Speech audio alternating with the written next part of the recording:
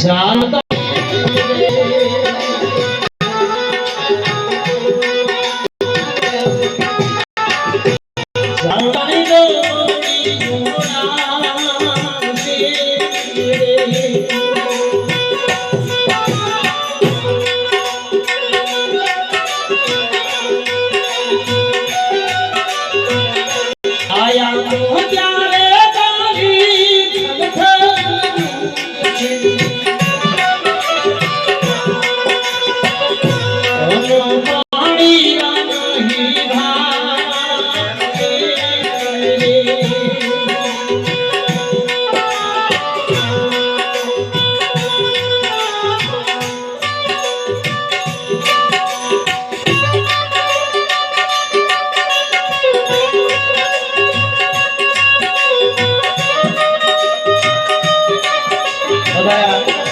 ભાઈ તરફથી 101 રૂપિયા ભેટ કરે છે.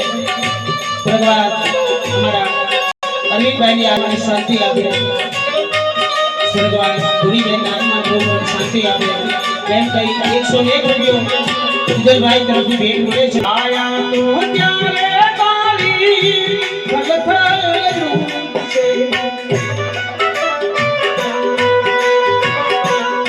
ઓનો પાણી